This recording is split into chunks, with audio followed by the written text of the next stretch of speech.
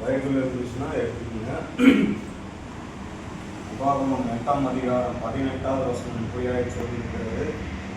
உன் தேவனாகிய கர்த்தரை நினைப்பாயாக, அவரே உன் பிதாக்களுக்கு ஆணையிட்டு கொடுத்த தம்முடைய உடன்படிக்கையை உறுதிப்படுத்தும்படி இந்நாளில் உனக்கு உண்டாயிருக்கிறது போல ஐஸ்வர்யத்தை சம்பாதிக்கிறதற்கான பலனை உனக்கு கொடுக்கிறவர் இந்த நாளில் உனக்கென்று ஒரு தொழிலை ஏற்படுத்தி கொடுத்திருந்தார். உபாகமம் 28:12 இப்படியாக சொல்லி இருக்கிறது. நீ கையிட்டு செய்கிற வேலையிலெல்லாம் உன் தேவனாகிய கர்த்தர் உன்னை ஆசீர்வதிப்பார் என்று சொல்லி. அல்லேலூயா, அல்லேலூயா. சம்பாதிக்கிறதுக்கு உண்டான பலனை கொடுக்கிறவர் அவர். உங்களுக்கு தான் ஐயா, உங்களுக்கு தான் சம்பாதிக்கிறதுக்கு உண்டான பலனை கொடுக்கிறவர் அவர். அல்லேலூயா. நீ கையிட்டு செய்கிற வேலையில எல்லாம் தேவனாகிய கர்த்தர் உன்னை ஆசீர்வதிப்பார். அடுத்தது அவர் சொன்ன இன்னொரு வார்த்தை சங்கீதங்களின் புஸ்தகம் 1ஆம் அதிகாரம் 3வது வசனத்துல கடைசி பகுதி இப்படியாக சொல்லுகிறது. என்ன வார்த்தைன்னு தெரியுமா உங்களுக்கு? அவன் செய்வதெல்லாம் வாய்க்கும். அல்லேலூயா. அப்போ செய்வதெல்லாம் வாய்ப்பதற்கு உண்டான காரியத்தை செய்யும். இன்னைக்கு பரிசுத்தமுள்ள ஓய்வு நாள். இந்த ஓய்வு நாளை அனுசரிக்கிறத நம்ம விட்டுறக்கூடாது. வேலை தான் எனக்கு முக்கியம் அப்படின்னு வந்தா தேவன் ஆசீர்வாதத்தை கொடுக்க மாட்டார்.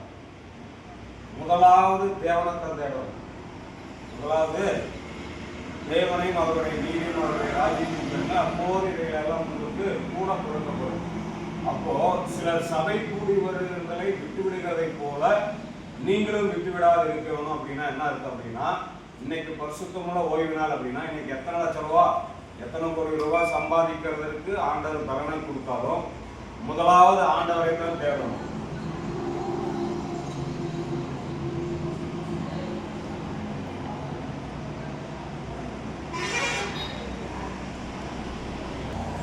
இன்னைக்கு ஞாயிற்றுக்கிழமை நாட்கள்ல நீங்க ஆண்டவருடைய சமூகத்திற்கு வரணும். அதுக்கு தான் ஆண்டவர் மனுஷனை உண்டாக்கினார். அந்த நாளை பரிசுத்த குறைச்சலாக்காதபடிக்க நமக்கு தொழில்தான் முக்கியம். இந்த வாரத்துல எந்த வியாபாரமும் ஆகல அப்படிங்கிறதான காரியமெல்லாம் ஆண்டவருக்கு முன்னேற்றக்கூடாது. அப்பதான் நீங்க செய்யற காரியத்தை எல்லாம் வாய்க்க செய்து தேவன் உங்களுக்கு பலனை கொடுப்பாரு, ஆசீர்வாதத்தை கொடுப்பாரு. அல்லேலூயா. ஆகையினால தேவனுடைய வார்த்தைக்கு கீழ்ப்படிங்க. ஏன் அப்படின்னா ஆண்டவர் வார்த்தைகளின் மூலியமாக இந்த 3 வசனத்தை, இந்த 3 காரியத்தை சொல்லித்தான் ஜெபிக்க சொன்னாரு. அந்த 3 விஷயத்தை சொல்லி இருக்கிறேன். இனி தீர்மானம் எடுப்பது உங்களுடைய கையில் இல்லை. ஆமென். நல்ல தகப்பனே, உம்மை நன்றியோடு ஸ்தோத்திரிக்கிறோம் ராஜா. இந்த நாளில் இப்படிப்பட்டதான ஒரு காரியத்தை நீ துவங்கும்படியாக இந்த மகனுக்கு பலனை கொடுத்திருக்கிறேன், ஒரு தொழிலை கொடுத்திருக்கிறேன். இந்த தொழிலில் நல்ல ஒரு ஆசீர்வாதம் கிடைக்க கர்த்தர் உதவி செய்யும்படியாக ஜெபிக்கிறோம். அவன் தனக்கு உண்டான எல்லாவற்றிலுமாய் தேவனுக்கு தசம பாகம் கொடுத்தான் என்று சொன்னான். வேத வார்த்தையின்படி, அந்த சத்தியத்தின்படி தசம பாகங்களினாலும் காணிக்கைகளினாலும் உன்னுடைய வருமானத்தை ஆமென் சபைகளிலே செலுத்த தவறாதபடிக்கு இருக்க ஆண்டவரே உடைய மகனுக்கு ஞானத்தை கொடுக்கும்படியாக ஜெபிக்கிறேன். ஓய்வு நேரத்தில் தேவனுடைய வார்த்தைகள் இந்த இடத்துல துணிக்க கர்த்தர் உதவி செய்யும்படியாக ஜெபிக்கிறேன். ஆண்டவரே கையிட்டு செய்கிற வேலையை ஆசீர்வதிங்க. எந்த விதமான கடன் பிரச்சனைகளுக்கும் கடன் பாதிப்புகளுக்கும் ஆண்டவரே இந்த தொழில் நிமித்தம் வந்து ஆமென் ஆண்டவரே இந்த மகனை ஓய்வடைய செய்து விடக்கூடாது. கர்த்தர் இந்த மகனோடு கூட இந்த குடும்பத்தாரோடு கூட இருந்து ஒரு பெரிய ஆசீர்வாதத்தை ஏற்படுத்தி கொடுக்கும்படியாய் தகப்பனே இந்த காலை வேலையில அப்பா ஊழியக்காரராகிய நாங்க பிளஸ் பண்ணுகிறோம். ஆண்டவரே இந்த ஆசீர்வாதத்தை இவர்கள் வாழ்நாள் எல்லாம் ஆமென் ஆண்டவரே நினைத்து கலிகூர்ந்து சந்தோஷப்பட கர்த்தர் உதவி செய்யும்படியாய் ஜெபிக்கிறோம். உம்முடைய கருத்துல தாழ்த்தி ஒப்புக் கொடுக்கிறோம். பொறுப்படுத்திக் கொள்ளும், வழி நடத்தும். உயிர்த்தெழுந்த ஆண்டவராகிய இயேசு கிறிஸ்துவின் நாமத்தினாலே ஜெபிக்கிறோம். ஜெபங்களும் ஜீவனுள்ள நல்ல பிதாவே, ஆமென்.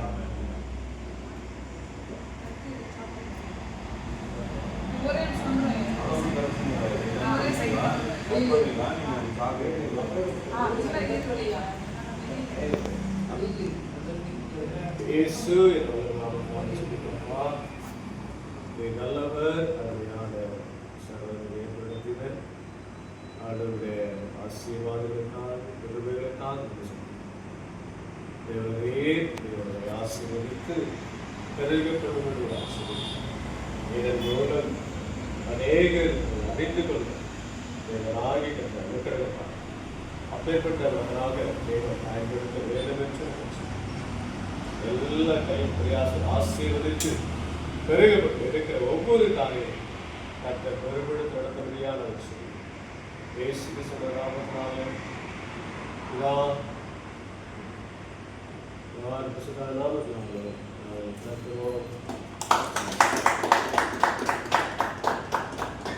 நீ செய்த அதிசயம் ஆயிரம் உண்டு, விவரிக்க முடியாதையா.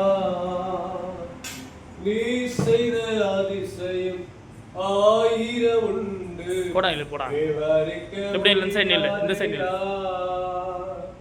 விவரிக்க முடியாதையா. ஐயா எத்தனை நன்மைகள் இருக்கு செய்தி, எப்படி நன்றி சொல்வேன், நான் எப்படி நன்றி சொல்வேன். நன்றி ராஜா, நன்றி ராஜா, நன்றி ராஜா, இயேசு ராஜா, நன்றி ராஜா, நன்றி ராஜா, நன்றி ராஜா, இயேசு ராஜா.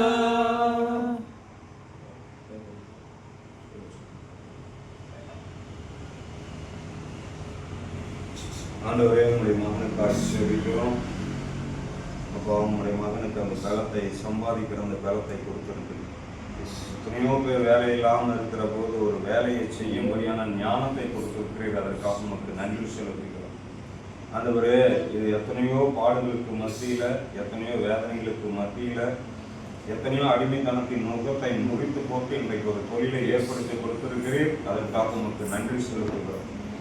ஆகாத சம்பாஷணைகள் நல்ல ஒழுக்கத்தை கெடுக்கும் என்று சொன்ன வார்த்தையின்படி கெட்ட சகவாசங்கள் உள்ளவர்கள் இந்த இடத்துல அனுமதிக்காதபடி தேவன் அவர்களை தடுத்து நிறுத்தும்படியாய் ஜெபிக்கிறேன் ஆண்டவரே. ஆமென் ஆண்டவரே. தேவையற்ற பேச்சுக்கள், வீணான குழப்பங்கள், மனஸ்தாபங்களுக்கு இடம் கொடுக்கிற வார்த்தைகள் இந்த இடத்தில் இல்லாதபடிக்கு ஆண்டவரே, நீரே உம்முடைய மகனிடத்திலிருந்து வல்லமையாய் செயல்பட கற்று உதவி செய்யும்படியாய் ஜெபிக்கிறோம். ஆண்டவரே, அந்த மகன் சிகை அலங்காரத்திற்குள்ளாக ஒரு தொழிலை தேர்ந்தெடுத்திருக்கிறபடினால் அநேகர் இந்த இடத்திற்கு வந்து போக நல்ல வெட்டுகிறார், நல்ல கவனிக்கிறார், நல்ல முறையில் பேசுகிறார் என்பதான ஒரு நற்பெயரை உடைய மகன் சம்பாதிக்க என் தேவனின் கிருபை செய்யும்படியாய் ஜெபிக்கிறேன். ஆண்டவரே, மீதம் எடுக்க கர்த்தர் உதவி செய்கிறார். ஒவ்வொரு நாளும் மீதம் எடுக்க கர்த்தர் உதவி செய்கிறார். ஆண்டவரே, பற்றாக்குறை என்றதான வார்த்தை இல்லாதபடிக்கு போவதாக, கடன் கட்டித்தான் ஆக வேண்டும் என்கின்ற சூழ்நிலை இல்லாதபடிக்கு போவதாக. ஆண்டவரே அப்பா, இந்த மகன் செய்கிற ஒவ்வொரு காரியத்தின் நிமித்தமும் இந்த மகனுக்கு விரோதமாக செயல்படுகிற எந்த ஆவிகளும் இல்லாமல் போவதாக. ஆண்டவரே, அநேகர் இந்த இடத்துல கடைகளை திறந்திருக்கலாம், அநேகர் இந்த இடத்துல வாழ்கிற பகுதியில் இருக்கிறபடினால ஒவ்வொருவரும் ஒவ்வொரு கடையை தேடி போவாங்க. ஆனா இனிமேல் உம்முடைய மகனுடைய கடையை தேடி வர கர்த்தர் உதவி செய்யும்படியாக ஜெபிக்கிறோம். அவர்களும் ஆசீர்வாதத்திற்குள்ளாக இருக்கவும், உம்முடைய மகனும் ஆசீர்வாதத்திற்குள்ளாக இருக்கவும் கர்த்தர் உதவி செய்யும்படியாக ஜெபிக்கிறோம். உம்முடைய கரத்துல தாழ்த்தி ஒப்புக் கொடுக்கிறோம். பொறுப்படுத்திக் கொண்டு வழி நடத்தும். ஆமென் ஆமென்.